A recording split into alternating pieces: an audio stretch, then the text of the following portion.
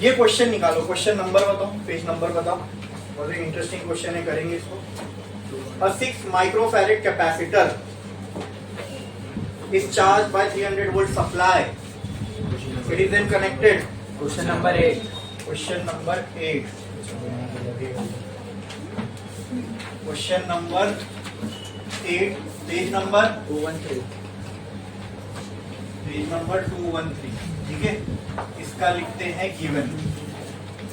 चल देखते जाओ। A 6 माइक्रोफैरेड कैपेसिटर, तो आप मुझे बताओ ये 6 माइक्रोफैरेड क्या है? फैरेड किसकी यूनिट है? आगे तो दिया था कैपेसिटेंस की, किसकी? तो 6 माइक्रोफैरेड दिया हुआ, मतलब ये क्या दिया हुआ है अपने को?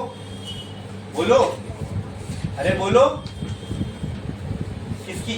फैरेड किसकी यूनिट है? तो ये क्या दिया हुआ है? 6 माइक्रोफैरेड कैपेसिटेंस। तो किससे रिप्रेजेंट करूं? C से, कैपिटल C, ठीक है। माइक्रो के लिए क्या लिखते हैं? 10 to the power -6 फैरेड, ये हो गया कैपेसिटेंस, ठीक है। यूनिट में भी है, SI यूनिट में भी कन्वर्ट हो गया, ठीक है। आगे क्या बोला है? It is then disconnected from the supply and is connected to another uncharged 3 microfarad capacitor. तो रीड करेंगे और, लेकिन अब ये बताओ 3 माइक्रोफैरेड ये क्या है? ये क्या है? ये भी कैपेसिटेंस है, तो इसको भी किससे रिप्रेजेंट करूं? अब 2 कैपेसिटेंस है तो क्या करना पड़ेगा? एक को 1 दे दो और एक को 2 दे दो। तो ये हो गया C2, ये कितना हो जाएगा? 3 × 10⁻⁻6 फैरेड। ओके, क्लियर है? अब तक यहाँ कोई मुश्किल था? समझ में आया? बढ़े आगे। Next, how much electrostatic energy of the first capacitor is lost from the heat and electromagnetic radiation. अब ये क्वेश्चन थोड़ा सा समझने के लिए ट्रिकी है, ठीक है। तो मैं डिस्कस करता हूँ और डिस्कस करते करते हम इसको समझेंगे कि ये कैसा है। डायरेक्ट ये वैसा नहीं है कि अभी गिवन लिख लिया और फट से फॉर्मूला समझ में आएगा और आंसर आ जाएगा। इसमें कुछ कंडीशन दी हुई है, आप उसको समझते हैं। मैं रीड करूंगा, आप लोग कोशिश करो उसको समझने की। नहीं समझ में आएगा तो मैं बताता हूँ। देखो क्या बोला सबसे पहले, एक 6 माइक्रोफैरेड का कैपेसिटर है, ठीक है। तो मैं यहाँ ऐसा बना देता हूँ उसको, ताकि विजुअलाइज करोगे तो और अच्छे से समझ में आएगा। एक कैपेसिटर है, कितने का? 6 माइक्रोफैरेड का, ठीक है। इस चार्ज बाय 300 वोल्ट सप्लाई, यानी इस कैपेसिटर को क्या किया जा रहा है? क्या किया जा रहा है? चार्ज। और क्या यूज करके? कैपेसिटर को चार्ज करते हो क्या यूज करके? तो ये जो 300 वोल्ट है दोस्तों, ये किसका पोटेंशियल है? 300 वोल्ट दिया हुआ है ना। अरे हाँ, 300 भी तो नहीं लिखे हमने। ये 300 क्या है? 300 वोल्ट। तो वोल्ट किसकी यूनिट है? किसकी यूनिट है? वोल्ट किसकी यूनिट है? बोलो, हाँ, वोल्ट किसकी यूनिट है? अरे ऐसा V आपने किसमें देखे थे? हाँ, किसमें? किसमें? पोटेंशियल एनर्जी में नहीं, पोटेंशियल में। किसमें? तो ये जो 300 दिया हुआ है, ये पोटेंशियल दिया हुआ है। क्या दिया हुआ है? किसका पोटेंशियल है 300? तो उसका है जो कैपेसिटर को चार्ज कर रहा है। देखो ना, 6 microfarad capacitor is charge by a 300 volt supply, ठीक है। तो ये 300 वोल्ट क्या है? पोटेंशियल है। पोटेंशियल किसका? सप्लाई का। अच्छा, सप्लाई यहाँ पे बोला हुआ है, इसका मतलब हम लोग कैसे समझे कि ये बैटरी है? तो ये बताओ मुझे, कैपेसिटर को चार्ज कैसे किया जाता है? ये सब टेक्स्ट बुक में नहीं था, लेकिन मैंने आपको समझाते वक्त बताया था। How do we charge a capacitor? कैसे करते हैं कैपेसिटर को चार्ज? वेरी गुड, किससे? बैटरी से कनेक्ट करके। तो ये बैटरी से कनेक्ट हुआ होगा, बिकॉज इसको क्या कर रहे हैं हम लोग? चार्ज। और ये जो मैं V लिखता था ना बैटरी का, तो इस V की ये वैल्यू दी हुई है, समझे? मैं हमेशा अननोन में यहाँ V लिखता था ना, तो ये जो V है इसी की वैल्यू यहाँ पे क्या दी हुई है? 300 वोल्ट। अब ये कैपेसिटर को 300 वोल्ट की बैटरी के अक्रॉस कनेक्ट कर दिए। इसकी क्या हो रही है?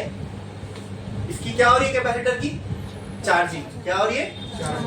क्लियर है इतना? अब आगे बढ़ो।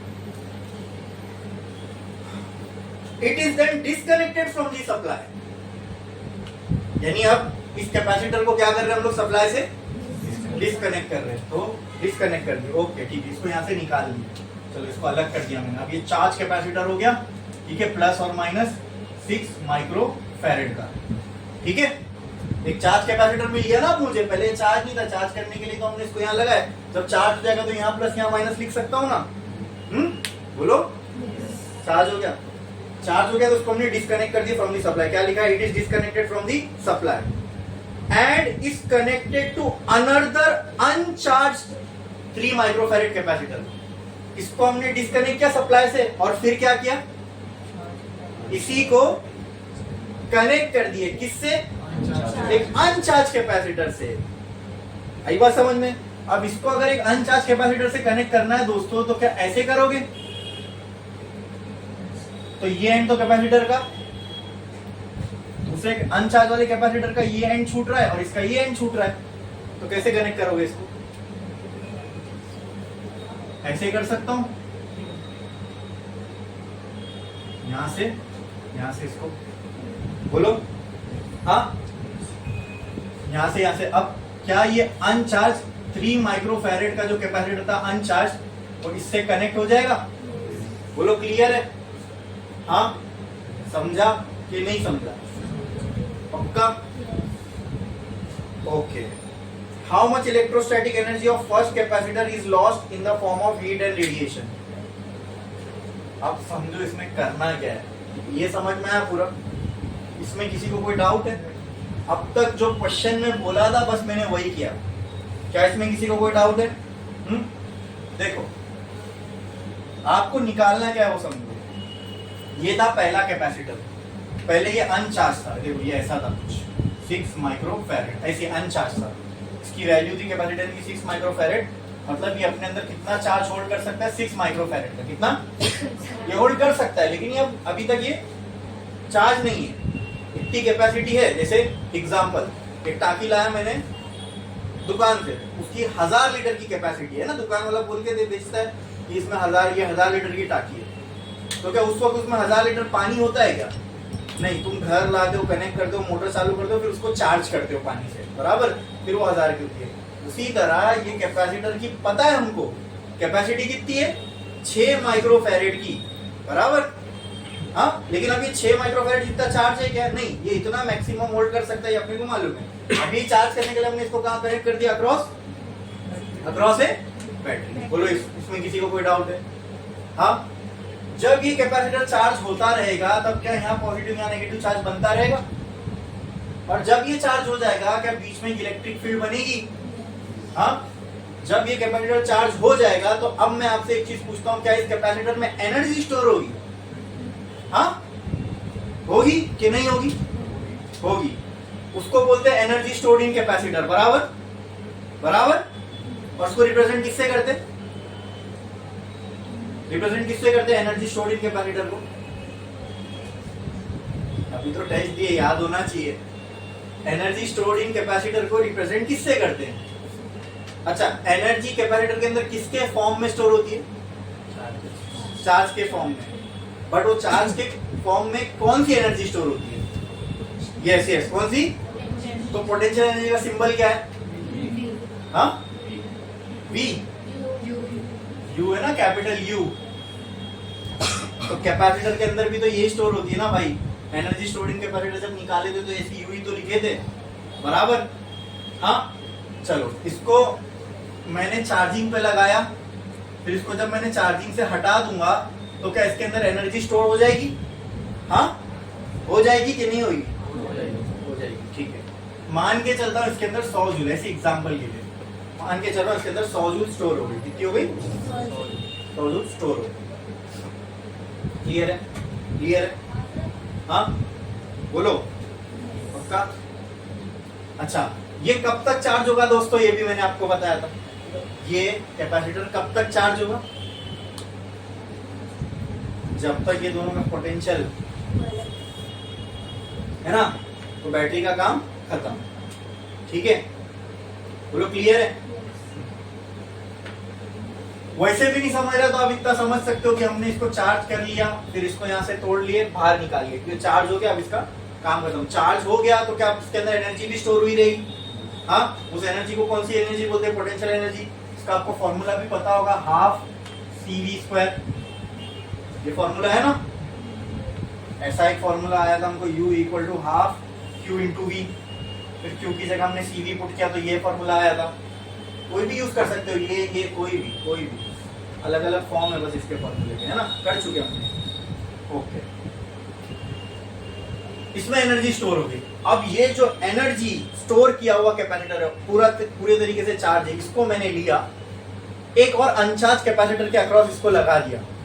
क्या अब ये कैपेसिटर के अक्रॉस अगर एक पोटेंशियल का डिफरेंस बना हुआ है ऑलरेडी, हाँ, ये कैपेसिटर के अक्रॉस पोटेंशियल का डिफरेंस बना हुआ है, बराबर, हाँ, या तो उस पोटेंशियल, जैसे जब इस कैपेसिटर के अक्रॉस मैंने एक पोटेंशियल का डिफरेंस दिया तो क्या ये कैपेसिटर चार्ज होने लगा? हाँ, कब तक चार्ज होगा? जब तक इसका और इसका पोटेंशियल सेम ना हो जाए। बराबर, ठीक है। उसी तरह अब ये एक अनचार्ज कैपेसिटर है जिसको मैंने चार्ज कैपेसिटर के अक्रॉस कनेक्ट कर दिया। मतलब इस अनचार्ज, जैसे ये अनचार्ज था, इसको मैंने पोटेंशियल डिफरेंस के अक्रॉस कनेक्ट कर दिया, बराबर।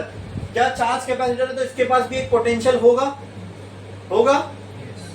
तो इस अनचार्ज कैपेसिटर को इस पोटेंशियल के अक्रॉस कनेक्ट कर दूं तो क्या ये भी चार्ज नहीं होने लगेगा?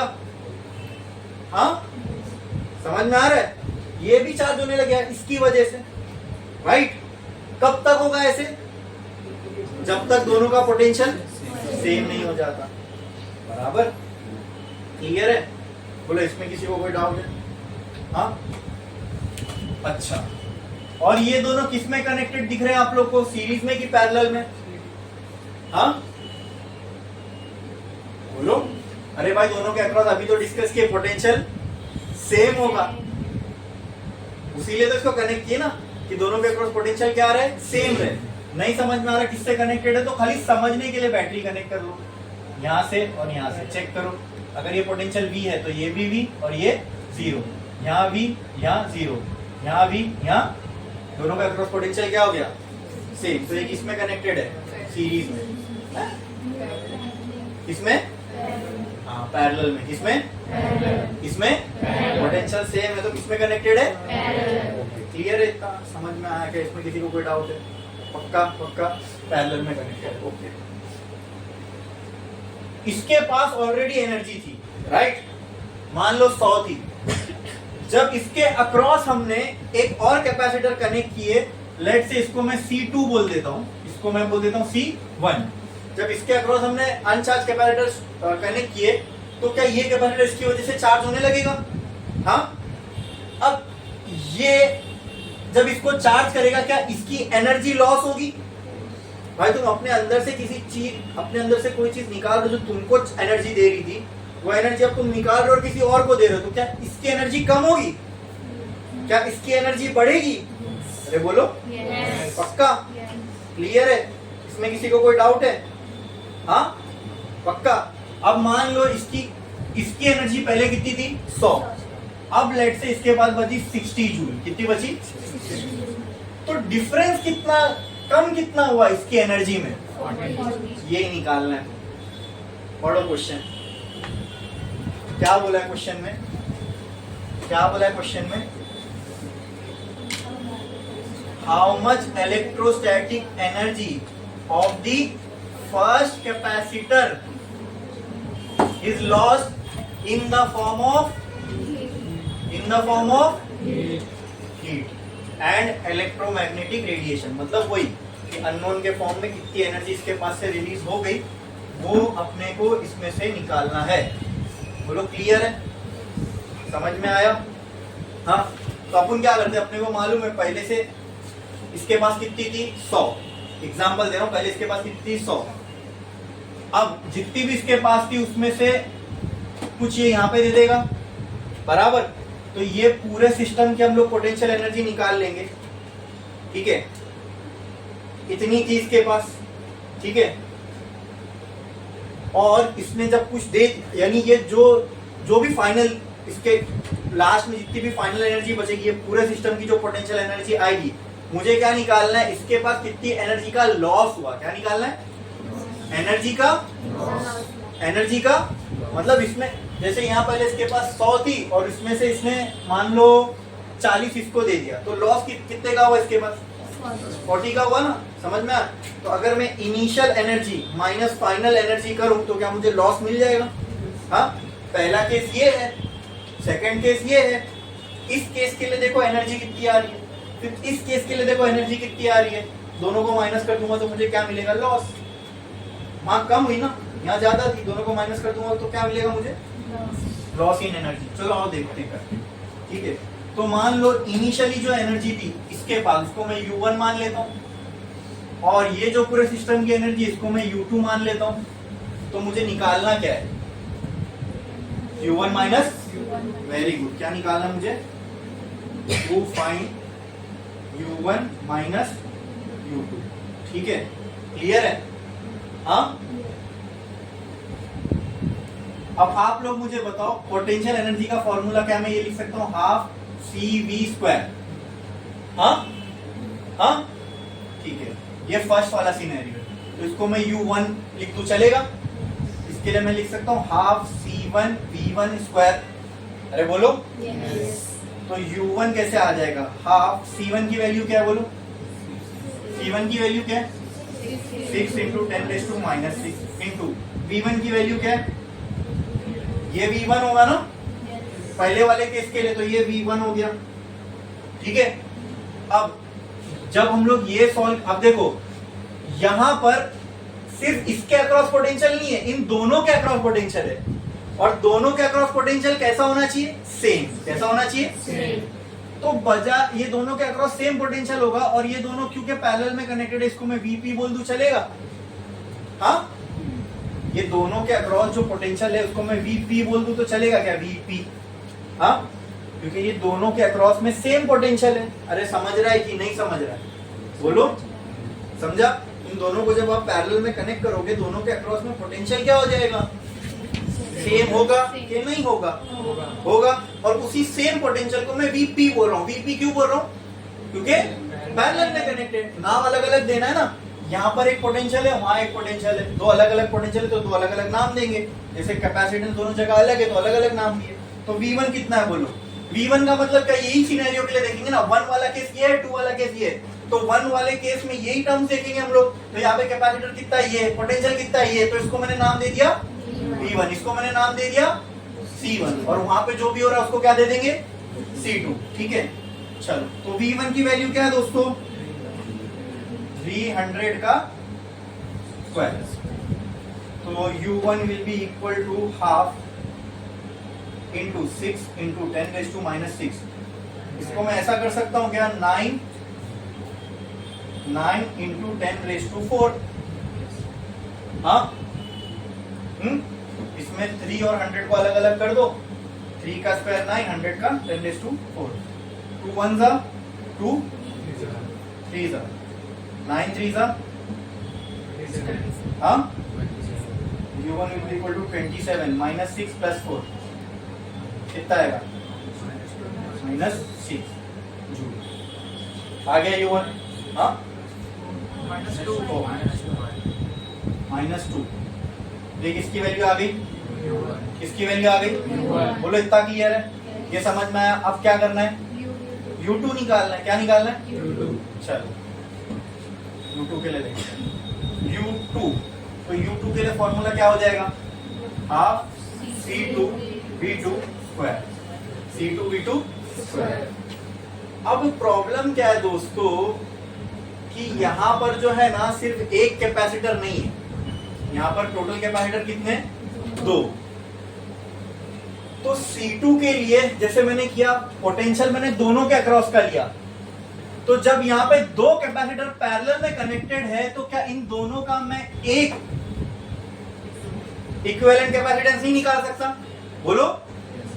तो C2 की जगह क्या मैं ये लिख दूं तो चलेगा? U2 will be equal to half C equivalent, या चलो इसको मैं इक्विवेलेंट की जगह CP लिख देता हूं।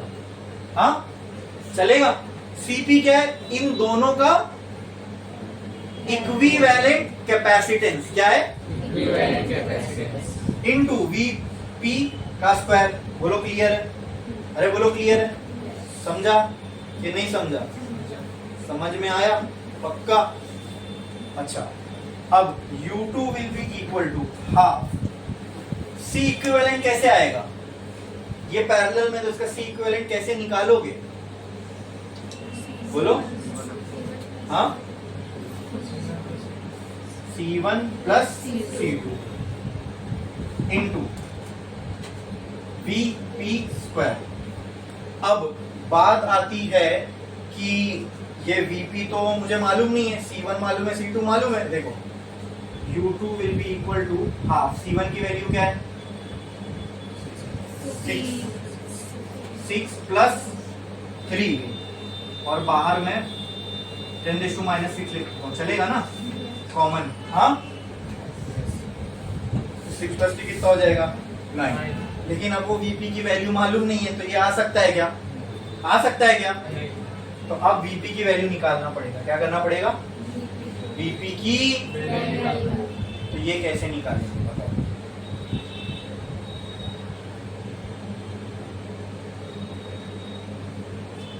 इसलिए बोला मैं थोड़ा सा ट्रिकी है। VP की वैल्यू निकालना बोलो कैसे निकालेंगे? तो यहाँ पे एक छोटी सी कड़ी जो मैंने एकदम शुरुआत में आपको बताया था, चार्ज की प्रॉपर्टी। चार्ज की एक प्रॉपर्टी होती है, वो क्या है? कोई बता सकता है? इंट्रांजिक, ठीक है। वो एक और चार्ज जो है नेचर में क्या रहता है? क्या चार्ज कंजर्व्ड है? क्या चार्ज कंजर्व्ड है? क्या आप चार्ज क्रिएट कर सकते हो? क्या आप चार्ज डिस्ट्रॉय कर सकते हो? तो ये तो पक्की बात है, इसके ऊपर जितना भी चार्ज रहा होगा ये टोटल मिला के उतना ही रहेगा। मतलब अगर यहाँ पे इसके पास 100 चार्ज था तो यहाँ मिला के 60 और 40 हो गया होगा, क्योंकि total amount of charge always remains. तो यहाँ पे अगर मैं चार्ज को Q बोल रहा हूँ तो यहाँ पे मैं चार्ज को QP बोल दूं, चलेगा? क्योंकि यहाँ पैरेलल में। हाँ, अरे बोलो। तो कहना है right, by conservation of charge. Charge conserved है, इसका मतलब क्या? चार्ज कंजर्व्ड है, इसका मतलब क्या? कि चार्ज को हम बना नहीं सकते ना डिस्ट्रॉय कर सकते। चार्ज खाली क्या होगा? एक जगह से दूसरी जगह। तो जितना चार्ज इधर है उतना ही चार्ज इन दोनों पे होगा। जैसे एग्जांपल, इसको इसी से तो चार्ज मिल रहा है ना भाई। अगर इसके पास 100, एग्जांपल दे रहा हूं, 100 कूलम का चार्ज आया होगा, ठीक है? तो ये दोनों मिला के भी कितना रहेगा? क्योंकि इसको देने के लिए कोई नया चार्ज डिस्कवर नहीं होगा, इसी में से चार्ज इसके पास जा रहा है। तो अगर इसके पास 100 कूलम का था और मान लो इसके पास कितना भी गया, 30 गया, 40 गया, तो जो बचा हुआ उसके पास रहेगा। लेकिन टोटल अमाउंट चार्ज का क्या रहेगा? कांस्टेंट ही रहेगा ना। तो कहना है by conservation of charge Q, इसको 1 दे देता हूं मैं, ठीक है? Q1 is equal to QP। हाँ, और क्या हम लोगों को चार्ज के लिए ये रिलेशन मालूम है? Q is equal to CV। हाँ, तो कहना है राइट C1 V1। हाँ, और कहना है राइट CP VP। अब CP मालूम है, C1 कितना है बोलो? 10⁻⁶ इंटू 300 इज इक्वल CP कितना है? CP यही होगा ना भाई, क्या? 6 प्लस 3 इंटू 10⁻⁻⁶ इंटू, इसको सॉल्व करोगे तो VP मिलेगा। क्या आएगा VP? VP will be equal to ये 6 इंटू 10⁻⁶ इंटू 300 अपॉन ये क्या हो जाएगा? 9 इंटू 10⁻⁻⁶। बोलो क्लियर है? हाँ, इसको सॉल्व करोगे तो क्या आएगा? ये कट, ठीक है? 3 जा 9, 300 जा 300। हाँ, ये होगा ना? 3 1 जा 3, 3 2 जा 6, तो 2 इंटू 100 कितना हो जाएगा? तो VP कितना आ जाएगा? ओहो, क्या बात है। मतलब इन दोनों के अक्रॉस कितना वोल्टेज है? 200 का। कितने का? ये लेके 300 आया था, लेकिन जब इसने अपने पास से पोटेंशियल बांटा तो इन दोनों के अक्रॉस कितना बच गया? 200 वोल्ट। कितना बच गया? कितना? VP की वैल्यू मिल गई 200। अब क्या करोगे? इसमें पुट करो, तो U2 will be equal to 1/2, ये कितना हो जाएगा 9 इंटू 10⁻6 इंटू 2 2 सा 4 इंटू 10⁻4। बोलो इतना क्लियर है? हाँ हाँ, तो ये भी तो इजीली सॉल्व हो गया ना भाई। 2 1 सा 2 2 सा 9 2 सा 18, तो U2 will be equal to 18 into 10⁻2 joule. अब लास्ट में खाली क्या करना है, दोनों को माइनस करना है, ठीक है? उतना कर लोगे? हाँ, इसके बाद क्या करना है, अपने को निकालना है U1 माइनस, तो करो, सॉल्व करो, छापो जल्दी।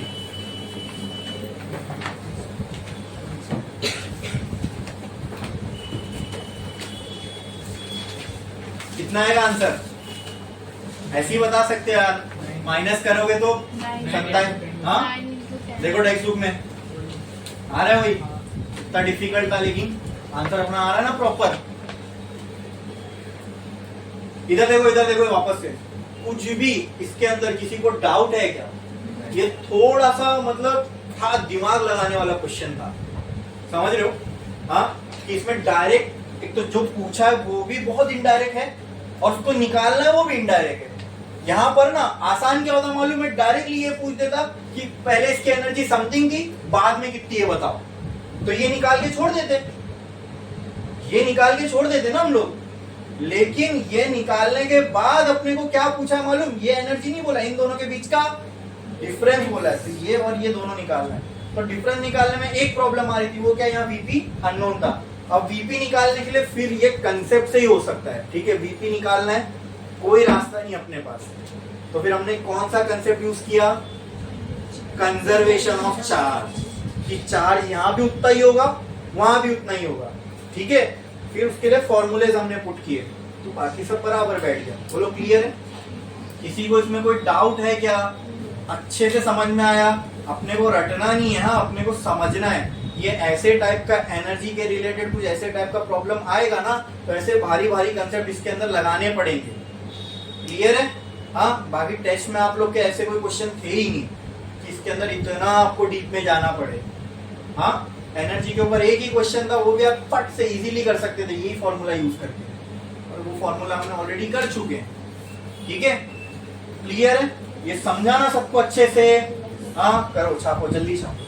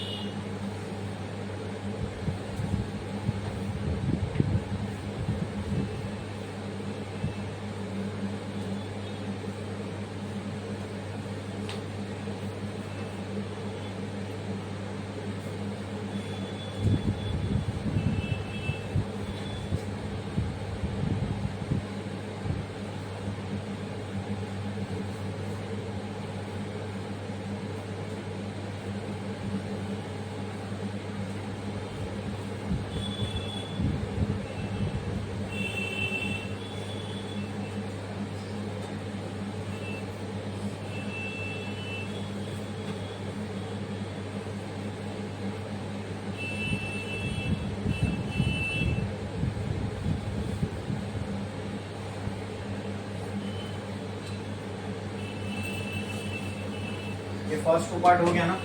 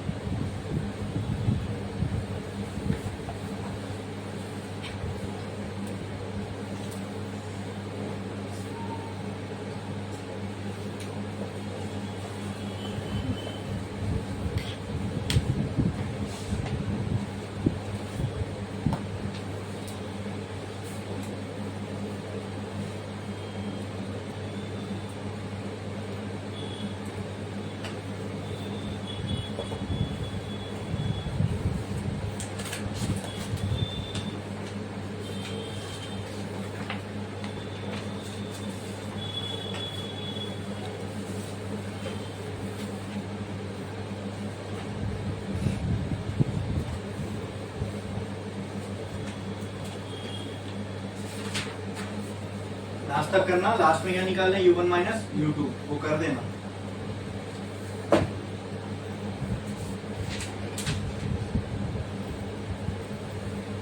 हो गया लिख के? जल्दी, कितने लोगों का बाकी है?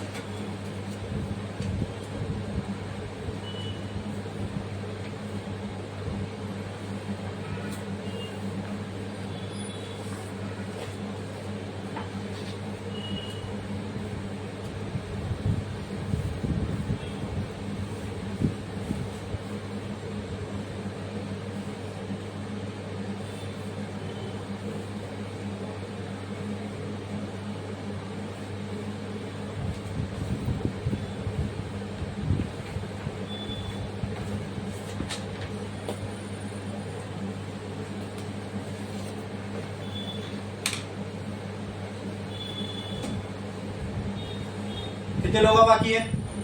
अब जिनका हो गया वो मुझे बताओ ये क्वेश्चन नंबर क्या है? Find the ratio of potential difference that must be applied across the parallel and series combination of two capacitor C1 and C2। Question number 6 page number 213। Okay ठीक है, चलो अभी आगे बढ़ते हैं हम इस क्वेश्चन में। मार्कर है कि एक और वहां पे?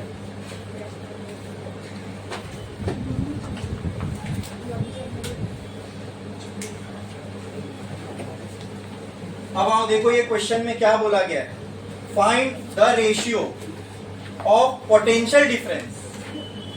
टू फाइंड पहले ही दे दिया है, क्या फाइंड करना है अपने को? बोलो टू फाइंड, अरे बोलो रेशियो। रेशियो का मतलब कुछ तो डिवाइड में होगा। रेशियो किसका? पोटेंशियल डिफरेंस का। किसका? पोटेंशियल। इसका मतलब यहाँ ऊपर एक पोटेंशियल होगा, नीचे एक पोटेंशियल होगा। रेशियो तो दो पोटेंशियल होंगे, हाँ। और रेशियो पूछा तो जाहिर सी बात है ये पोटेंशियल कुछ और होगा, ये पोटेंशियल कुछ। तो क्या मैं इसको 1 और देख सकता हूँ? समझे कैसे निकाला मैंने, कैसे सोचा मैंने कि ये V1/V2 ही निकालना है? क्योंकि पहले तो क्या पूछा है? रेशियो। रेशियो पूछा किसका? पोटेंशियल का। तो रेशियो के लिए मैंने पोटेंशियल ऊपर नीचे लिख दिया। अब जब रेशियो पूछा है दोस्तों तो जाहिर सी बात है दोनों सेम तो नहीं होगा, बराबर अलग अलग होगा। अलग अलग है तो मैं एक को 1 और एक को 2 दे सकता हूँ, ठीक है। तो आप सोचो अगर यहाँ पे दो पोटेंशियल है तो क्या यहाँ दो कैपेसिटर भी होंगे? जब दो अलग अलग पोटेंशियल है तो हो सकता है दो अलग अलग कैपेसिटर भी हो। आगे पढ़ते हैं। Find the ratio of potential difference that must be applied across the parallel and series combination of two capacitor C1 and C2। कौन बता सकता है ये क्या पूछा है?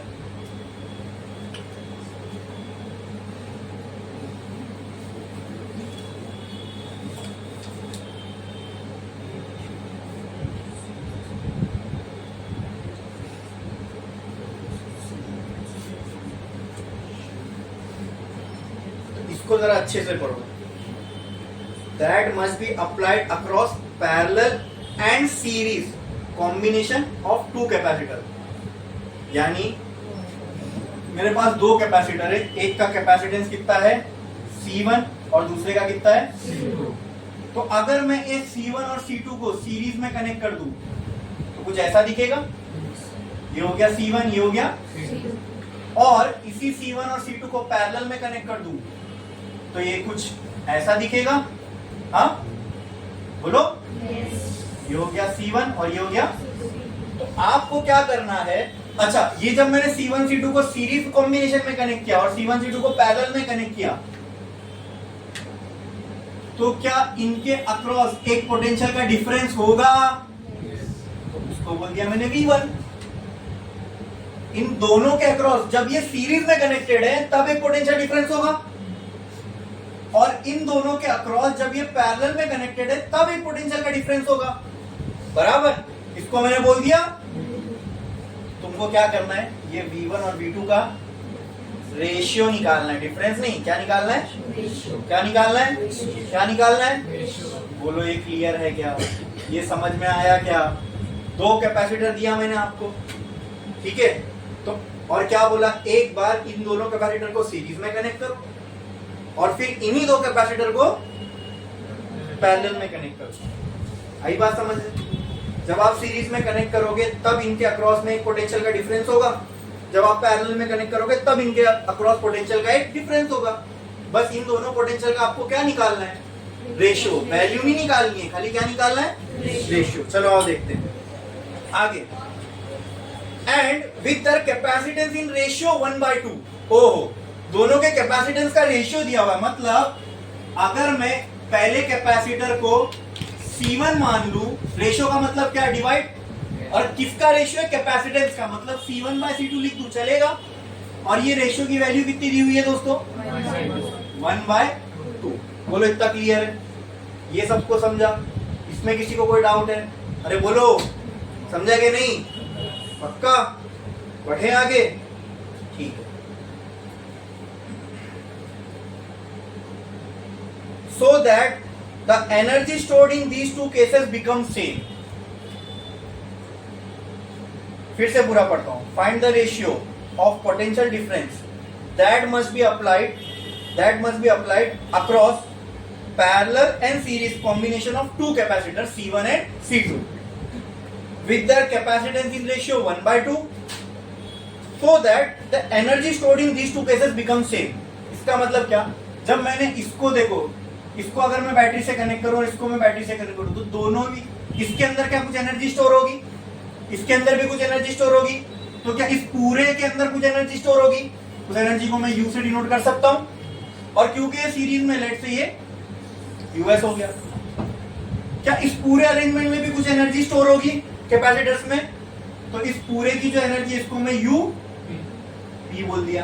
बोलो क्लियर है? और क्वेश्चन में क्या बोला है? The energy stored in these two cases becomes मतलब आपको एक कंडीशन दिया हुआ है कि ये दोनों केसेस में जो एनर्जी है वो क्या होने वाली है आगे चल के। तो क्या मैं बोल सकता हूँ US is equal to UP? ये क्लियर है क्या? अरे बोलो, ये समझा कि नहीं समझा? समझ में आया? पक्का क्लियर है? क्लियर है? हाँ, बहुत आसान है। अगर इतना समझ में आ गया तो फिर इसके आगे कुछ नहीं है, इसके आगे आसानी से होगा। थोड़ा दिमाग लगाओ, थोड़ा दिमाग लगाओ। ये इतनी कंडीशन मैंने आपके सामने रखी है, अब थोड़ा दिमाग लगाओ। इसके सोल्यूशन का जो पहला स्टेप होगा, मुझे बताओ कहाँ से शुरू करेंगे? मुझे निकालना है रेशियो। तो कैसे निकाल सकता हूँ? सोचो। ये स्किल आपको डेवलप करनी है कि आप क्वेश्चन को देखकर प्रॉब्लम का सोल्यूशन पे अप्रोच कैसे करना है वो आप बता पाओ, ठीक है। तो ये सब डेटा आपके सामने है, इससे आप आपका अप्रोच डिसाइड करो कि किस तरीके से सोल्यूशन का अप्रोच करेंगे। बताओ जल्दी। टाइम दे रहा हूं मैं आपको, मैं तो बता ही दूंगा, लेकिन मैं आपको टाइम दे रहा हूं, थोड़ा सा सोचो इसके सोल्यूशन पे हम कैसे पहुंच सकते हैं। रेशियो निकालना है। रेशियो किसका? कुछ दिया हुआ है क्वेश्चन में जिसके अंदर ये V आता है? क्या है ऐसा जिसके अंदर ये V आ सकता है? हाँ बोलो।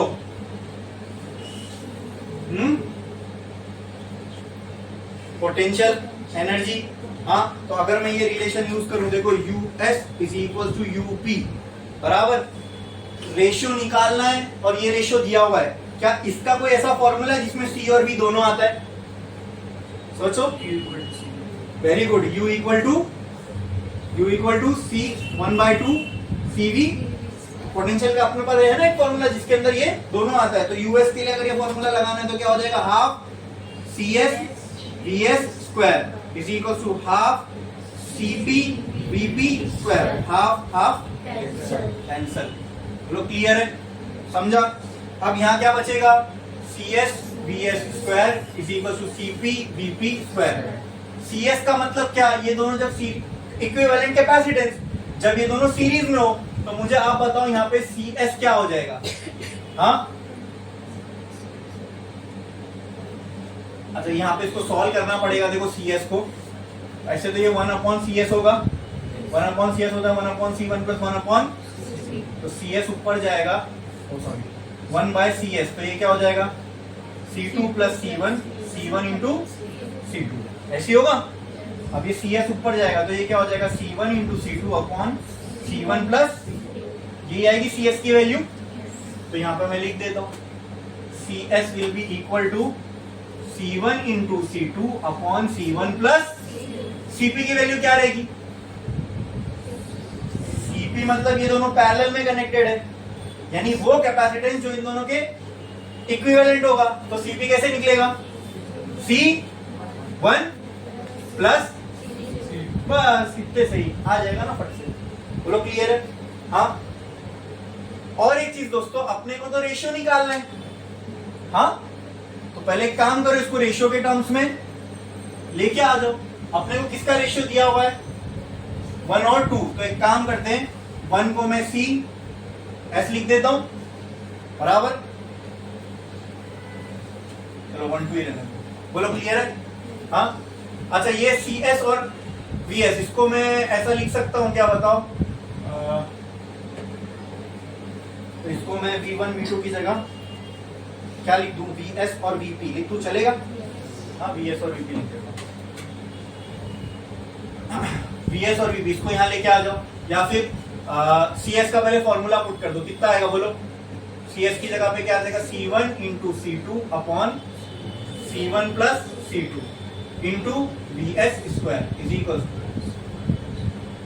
यहाँ पे क्या आएगा CP की जगह पे कितना आएगा C1 plus C2 into VP का स्क्वायर, बोलो इतना क्लियर है। हाँ, अपने को तो रेशियो निकालना है इसका VS और VP का, तो एक काम करो इसको इधर, तो एक काम करता हूं पहले मैं ना इसको रेशियो के फॉर्म में लाता हूं, VS square upon VP square equal to CP by, ये दोनों का स्क्वायर है तो VS by VP the whole square. इसको मैं ऐसा लिख सकता हूँ, CP की जगह क्या आ जाएगा C1 प्लस C2 अपॉन, नीचे क्या आएगा C1 into C2 upon C1 plus, अब ये उल्टा हो जाएगा तो ऊपर चला जाएगा VS by VP the whole square is equal to C1 plus C2 into, ये उल्टा हो जाएगा तो ऐसा नहीं होगा क्या, ये समझ रहे हैं, या फिर मैं डायरेक्टली इसको और इसको कट कर सकता हूं, कैसे समझ में आया। हाँ, तो अगर ये दोनों यहाँ से कट हो जाएगा तो यहाँ पे मुझे बताओ क्या बचेगा 1 अपॉन C1 इंटू C2, तो C1 की 1 अपॉन C1 इंटू C2 की वैल्यू दी हुई है क्या। हाँ, अच्छा, या फिर मैं इसको ऐसा लिख सकता हूँ क्या, देखो C1 is equal to C2 इधर गया, C1 is equal to C2, अरे बोलो, ये रेशियो से मैं ये निकाल सकता हूं, बोलो, अरे बोलो, लिख सकता हूं कि नहीं लिख सकता हूं, तो कहना है right VS by VP the whole square is equal to 1 upon C1 और C2 की जगह 2C1 लिख सकता हूं, बोलो C1 इंटू 2C2, बोलो इतना क्लियर है। हाँ, काम करो पहले आप लोग है ना इतना कॉपी कर लो, ठीक है, इसके बाद थोड़ी और जगह लगेगी, फिर एक साथ करते हैं, करो जल्दी।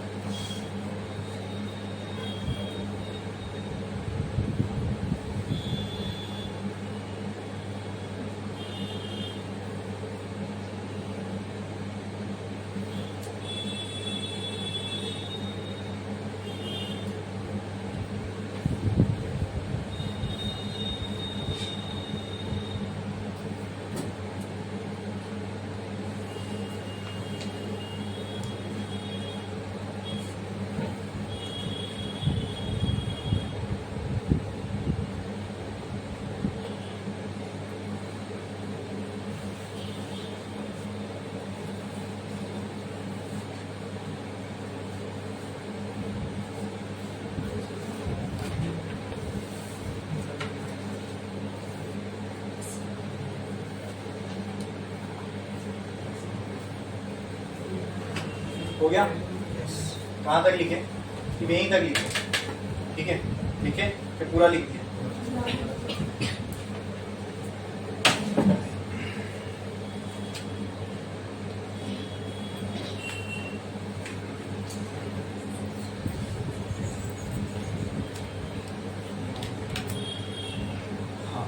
VS by VP, CS की जगह हम लोगों ने C1 इंटू C2 ये पुट कर दिए। और यहाँ एक गड़बड़ होगी, ये कट नहीं होगा। CP की जगह पर मैं क्या लिख सकता हूँ? C1 प्लस C2 बराबर, हाँ, द होल के डिवाइड में ये CS है, तो CS की जगह पे मैं ये क्या लिख सकता हूँ? C1 into C2 upon C1 plus C2। बोलो इतना क्लियर है? हाँ, अब जब ये ऊपर जाएगा ना तो यहाँ इससे ये क्या हो जाएगा? मल्टीप्लाई। क्या होगा? कट नहीं होगा, क्या होगा? मल्टीप्लाई। तो VS square upon VP square, यानी ये तो होल स्क्वायर हो जाएगा, विल बी इक्वल टू, क्या ये ऐसा हो जाएगा? C1 plus C2 the whole square, same ही तो है, upon C1 into C2। Clear है? अब इसको क्या करोगे आप बोलो? ये जो टर्म है इसको, ये A और B दिख रहा है, मतलब यहाँ A square, A plus B the whole square का जो फॉर्मूला है वो यूज करके आप इसको क्या कर सकते हो? एक्सपांड कर सकते हो। ठीक है, और जब आप इसको एक्सपांड करोगे, ठीक है, तो आपको C1 और C2, यानी ये जो C1 C2 है, इसके फॉर्म में यहाँ पे रेशियोज में आपको टर्म्स मिलेंगे। जब आप इसको एक्सपांड करोगे, सबका डिनोमिनेटर सेम है, ठीक है, तो एक जगह आपको C1 मिलेगा, C1 स्क्वायर, फिर देखो जैसे कि VS by VP the whole square equal to A square, मतलब C1 का square plus 2 AB plus C2 square. अब इसके नीचे भी C1 C2, इसके नीचे भी C1 C2 और इसके नीचे भी, ठीक है, तो यहाँ से एक C1, यहाँ से एक कैंसल, यहाँ से एक C2, यहाँ से एक कैंसल, यहाँ से एक, हाँ बोलो कौन सा? अच्छा ये दोनों, और ये यहाँ से एक C2 और यहाँ पे से एक C2 कैंसल, तो यहाँ क्या क्या बचेगा? मतलब C1 bye C2 plus 2 plus C2 bye C1। तो यहाँ पे C1 C2 को सॉल्व करो, C1 C2 की वैल्यू डायरेक्ट दी हुई है 1/2 प्लस 2 प्लस इसका उल्टा 2/1 मतलब 2, ये कितना हो जाएगा? हाँ, ये 4 तो होगा, ये हो जाएगा 1/2 प्लस 4। अब इसको सॉल्व करो तो ये कितना आ जाएगा? 2 4 जा 8। इसको सॉल्व करना, ठीक है, बताओ कितना आता है? फिर उसका क्या लोगे? यहाँ पे स्क्वायर है ना, फिर उसका क्या ले लोगे? वो साइड पे रूट, ठीक है, करो उसको सॉल्व। तो अपनी यहाँ एक गड़बड़ हो गई थी, वो मैंने आपको उसको सही कर लेना, ठीक है, ठीक है, यहाँ पे कैंसिल कर दिया था गलती से, वो कैंसिल नहीं होगा, ये ऊपर जाके क्या हो जाएगा? मल्टीप्लाई, मल्टीप्लाई होगा तो उसके बाद फिर हम उसको एक्सपांड करेंगे, एक्सपांड करने के बाद ये रेशियो के टर्म्स में आ रहे, अरे बोलो उसके बाद जो भी वैल्यू रेशियो की हमने पुट कर दिया, इसको सॉल्व करो। ये सॉल्व करने के बाद जो भी आएगा फिर क्या करोगे? यहाँ पे स्क्वायर है तो वहां जाके क्या हो जाएगा? रूट लग जाएगा, वही अपना क्या रहेगा? फाइनल आंसर किसका? VS बाय VP का। करो करो जल्दी।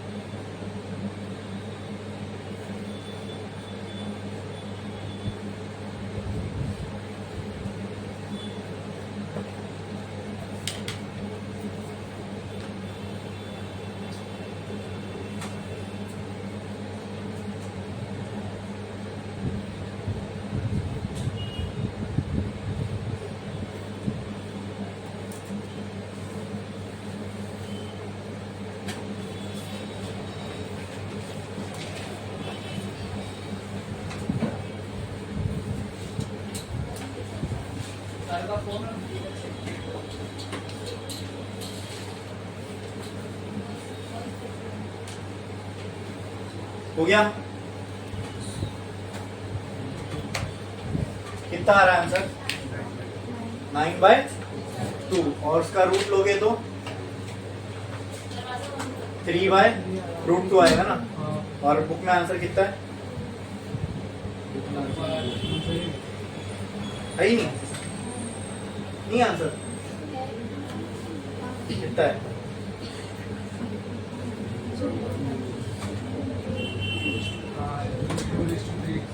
हाँ?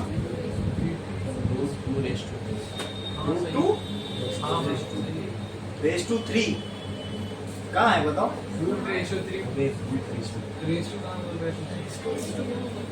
तो कहाँ है?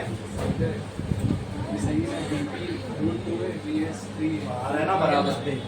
अरे वहाँ अपन ने VS/VP का रेशियो निकाले, वहाँ पे अपन ने रेशियो VS/VP का निकाले, तो तुम्हारा रेशियो क्या आ रहा होगा मालूम है? 3/√2 ऐसा। और बुक में क्या दिया हुआ है?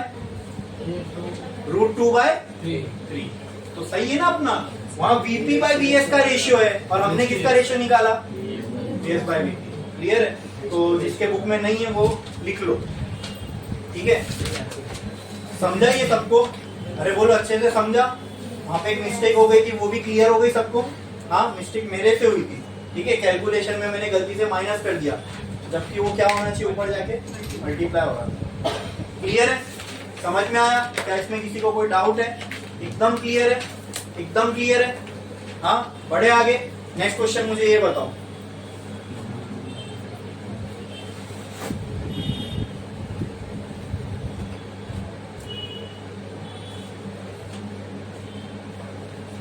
इन अ पैरेलल प्लेट कैपेसिटर, इसमें मैं आपको एक चीज और बताऊंगा जो हमने पढ़ते वक्त रह गई थी। इस प्रॉब्लम में वो चीज ऐड हो जाएगी आपकी नॉलेज में, ठीक है? तो क्या है हम देखेंगे। क्वेश्चन नंबर 12, पेज नंबर 213, ठीक है?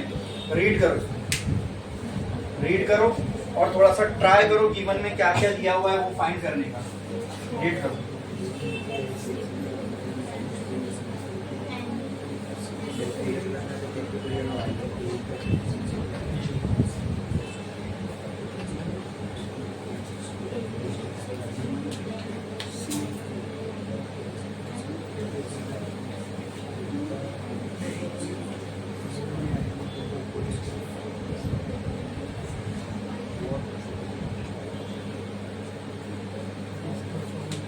वो समझे थे ना कि 9/4 का 3/√2 कैसे हुआ? मैंने क्या बोला था? यहाँ पे स्क्वायर चल रहा है, स्क्वायर को यहाँ फेंक दोगे तो रूट लग जाएगा, तो 9 का बनेगा 3, तो उसका स्क्वायर रूट है, 2 का नहीं बनेगा, इसलिए उसको हमने √2 पे ही छोड़ दिया। और वैसे ही इत्तेफाक से आंसर भी वही था, सेम बराबर। Question number 12, page number 213, read किए? क्या समझ में आया? सबसे पहले क्या दिया हुआ है? हाँ, वेरी गुड। तो किससे रिप्रेजेंट करूं मैं? इन अ पैरेलल प्लेट कैपेसिटर, यानी एक कैपेसिटर है पैरेलल प्लेट का, बीच में क्या है? दोनों के बीच में क्या है? एयर। मतलब ये बोल रहा है पैरेलल प्लेट कैपेसिटर है, उसके बीच में क्या है? एयर है। और each plate as a area, तो ये किससे रिप्रेजेंट करूं? बोलो। A, capital A. कितना दिया हुआ है? 6 × 10⁻³ -3 metre square. And the separation between the plate is 2 mm. ये होता था पैरेलल प्लेट कैपेसिटर। अब इसके बीच का सेपरेशन बोला है, मतलब क्या दिया हुआ है, तो उसको किससे रिप्रेजेंट करेंगे? Very good, small d will be equal to 2 mm। अब आपको पता है mm को मीटर में कैसे कन्वर्ट करते हैं? मिलीमीटर। जहां मिली लग गया तो क्या लगाओगे? मैंने बताया था ना। वेरी गुड, 2 × 10⁻⁻, ये हो गया मीटर में कन्वर्ट। बोलो, हो गया? क्लियर है? आगे calculate capacitance of a capacitor. क्या क्या फाइंड करना है? टू फाइंड कैपेसिटेंस, तो capital C। Next, if the capacitor is connected to 100 volt supply, what would be the charge on capacitor? तो अब इसमें तीन केस दिए हुए, तो पहले में क्या फाइंड करना है? पहले केस में कैपेसिटेंस, सेकेंड केस में क्या फाइंड करना है? If the capacitor is connected to 100 volt supply, क्या? तो मुझे बताओ दोस्तों पहले तो ये 100 वोल्ट है क्या? वेरी गुड, क्या है? तो पोटेंशियल दिया हुआ है और आपको क्या निकालना है? What will be the charge निकालना है, मतलब क्यू निकालना है। क्लियर? फिर थर्ड केस, एक और केस दिया हुआ है इसमें, वो क्या है? How would the charge on the plate be affected? ठीक है, पहले ये दोनों कर लेते हैं, उसके बाद अपन थर्ड वाले पे आते हैं, थर्ड केस में। ठीक है, पहले इजीली समझ जाएगा, फिर उसके बाद थर्ड केस पे आते हैं। सबसे पहले क्या निकालना है? कैपेसिटेंस इस कैपेसिटर का। हाँ, तो मेरे पास कैपेसिटेंस के कितने फॉर्मूले? कैपेसिटर दो तरह के हो सकते हैं, एक डाइलेक्ट्रिक के साथ और एक, तो आपको कैपेसिटेंस निकालना है किसके लिए? विद डाइलेक्ट्रिक और विदाउट डाइलेक्ट्रिक। क्या? तो क्या मैं इसको सी नॉट बोल दूं, चलेगा? हाँ, तो मुझे सी नॉट की वैल्यू निकालनी है। बोलो विदाउट डाइलेक्ट्रिक के लिए फॉर्मूला क्या होता है कैपेसिटेंस का? बोलो।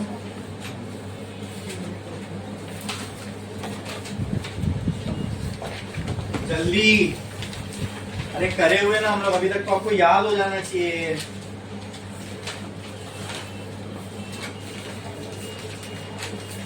हाँ,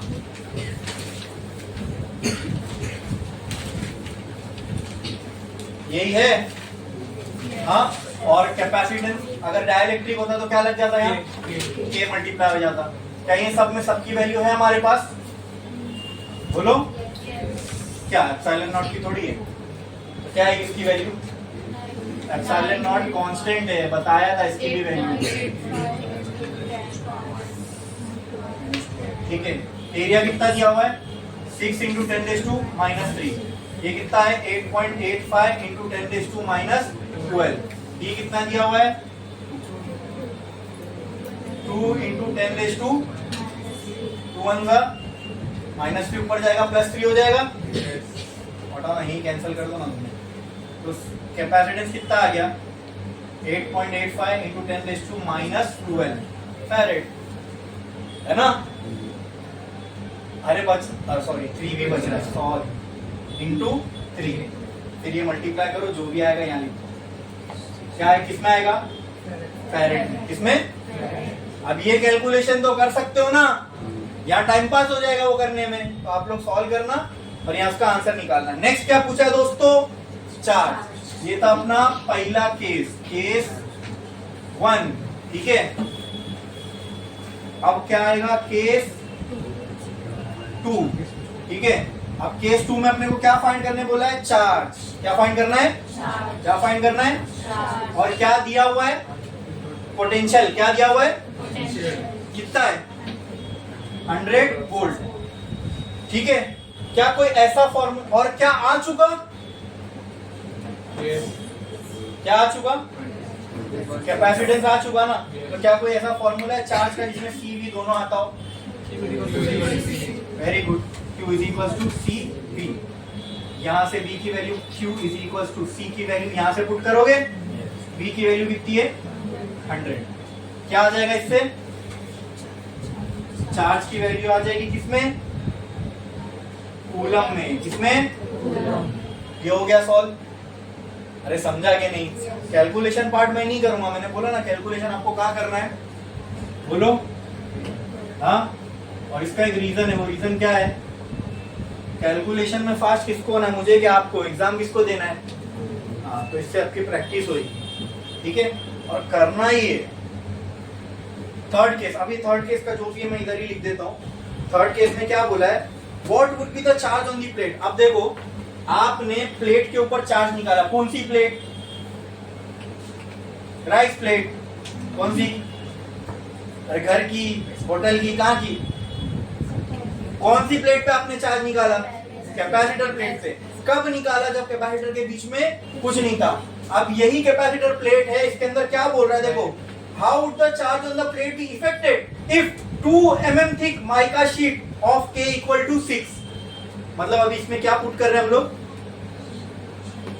एक कैपेसिटर था ऑलरेडी जिसके बीच में हवा थी, अब क्या बोल रहा है इसके अंदर, अगर हमने इसके बीच में क्या पुट कर दिया, 2 mm की माइका शीट, यानी इसके अंदर अभी हमने क्या डाल दिया, माइका की एक शीट, ठीक है। ससुराल की क्यों नहीं, माइके की क्यों डाले, अरे वो मटेरियल है, माइका एक मटेरियल है। मैंने क्या कहा, डाइलेक्ट्रिक मटेरियल होता है, तो माइका एक तरह का डाइलेक्ट्रिक मटेरियल है। माइका क्या है, एक तरह का डाइलेक्ट्रिक मटेरियल है, ठीक है।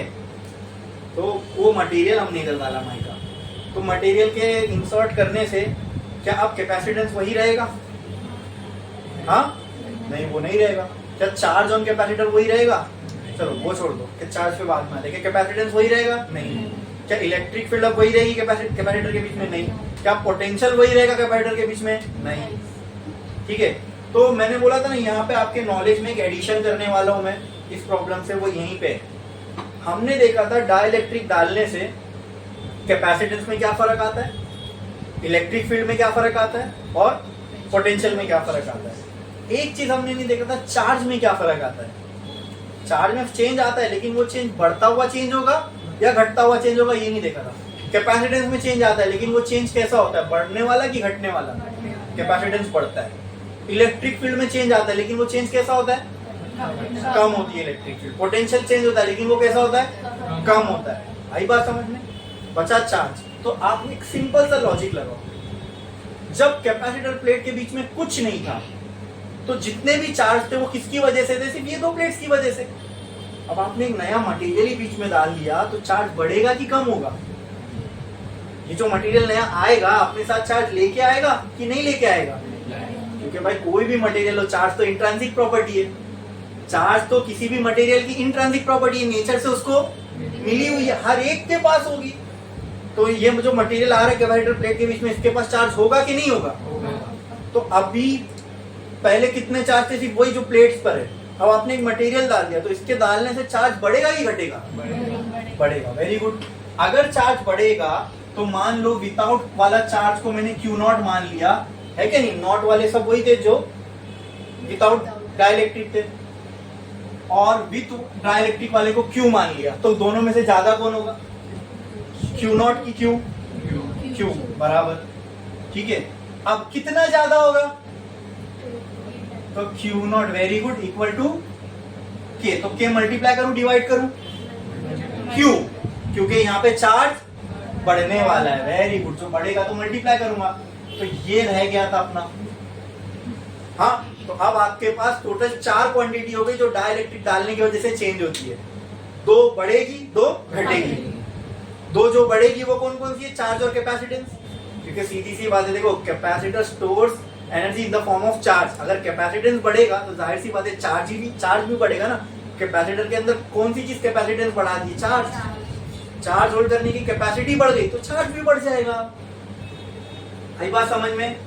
तो 4 चीज हमने देखी डाइलेक्ट्रिक डालने की वजह से चेंज होती है, charge, capacitance, electric field, potential, जिसमें से 2 बढ़ेगी और 2 घटेगी। चार्ज और कैपेसिटेंस ये क्या होगा, बढ़ेगा। इलेक्ट्रिक फील्ड और पोटेंशियल ये दोनों क्लियर है, समझ में आया। तो यहाँ पे हमको मालूम है कि क्यू नॉट जो है वो कम होगा और क्यू मतलब डाइलेक्ट्रिक डालने के बाद चार्ज बढ़ेगा। आपको क्या फाइंड करना है, व्हाट इज द चेंज, क्या बोला है, how the charge on the plate be affected. Charge कितना होगा, तो जाहिर सी बात है पहले चार्ज रहा होगा समथिंग। एग्जांपल लेना, एग्जांपल समझने के लिए अगर यहां से कैलकुलेट करके एग्जांपल दे रहा हूं, ऐसी आएगी नहीं। 100 कूलम आया चार्ज, कितना आया, 100। तो अब जो चार्ज निकालोगे, अब यानी ये 100 कूलम चार्ज आपको मिला कब, जब डाइलेक्ट्रिक नहीं था कैपेसिटर में। तो अब जब ये क्यू की, तो इसको भी मैं क्यू नॉट बोल दूं, चलेगा। हाँ, समझने में आसानी होगी ना भाई, अरे बोलो yes। ये सी नॉट ही निकाले ना आपने, यानी ये विदाउट वाली कहानी चल रही है, वो विद डाइलेक्ट्रिक वाली कहानी है, बराबर। हाँ, तो यहां पर आपको चार्ज पे क्या फर्क पड़ा, how the charge on the plate be affected. तो आपको ये पता ना कि चार्ज पे क्या फर्क पड़ा, तो क्या फर्क पड़ा चार्ज पे, यस यस, क्या हो गया, इंक्रीज हो गया। Very good. और यहाँ पे मैं के की, यहाँ पे मुझे के की वैल्यू भी दी हुई है डाइलेक्ट्रिक की, वो कितनी है बोलो, बोलो 6 है, कितनी है 6 दी हुई है। Very good. तो यहाँ पे के की भी वैल्यू दी हुई है 6, और यहाँ पे एक और चीज का एडिशन, हाँ 2 mm माइका शीट, यानी अब जो कैपेसिटर प्लेट के बीच की जो विड्थ है वो कितनी हो गई, D इज इक्वल टू, तो D की वैल्यू में लिख सकता हूँ 2 इंटू 10⁻³ मीटर। बोलो क्लियर है? हाँ, अब आपको क्या निकालना है कि चार्ज कितना चेंज हुआ। वैसे भी D का तो कोई फर्क पड़ेगा नहीं यहाँ पे, आपको निकालना है चार्ज कितना। तो चार्ज के हमको सिंपल रिलेशन मालूम है, Q0, ये उल्टा लिखा मैंने रिलेशन उल्टा है मेरा, रिलेशन गलत है, प्रैक्टिकली समझ में आ रहा है, रिलेशन गलत है ये। Q0 बढ़ जाएगा, कम होगा ना, तो इसको मुझे ये ज्यादा है ना, ये ज्यादा है, कितने टाइम ज्यादा है किससे, ये सही रिलेशन है ना भाई। हाँ, तो देखो गलती हो गई प्रॉब्लम नहीं, कंसेप्ट क्लियर रहेगा ना, ऑटोमेटिक आइडेंटिफाई हो जाता है।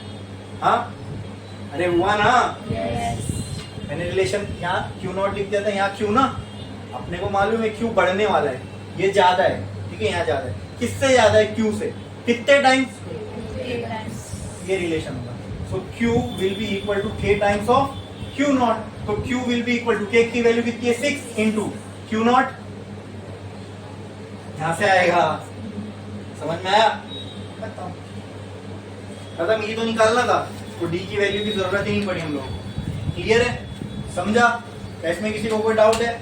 क्लियर है? ये जो भी मैंने गैप खाली छोड़ा वो किसको भरना है, हाँ कैलकुलेशन करके आपको भरना है। करो जल्दी कॉपी, जल्दी।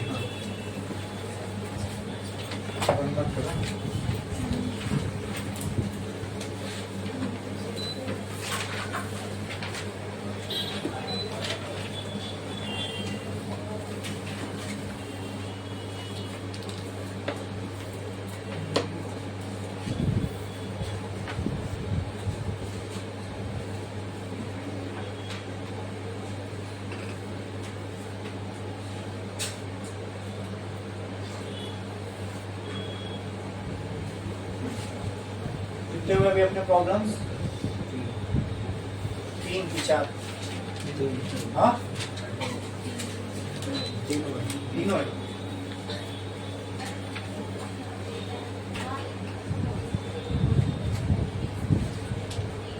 करो जल्दी जल्दी करो।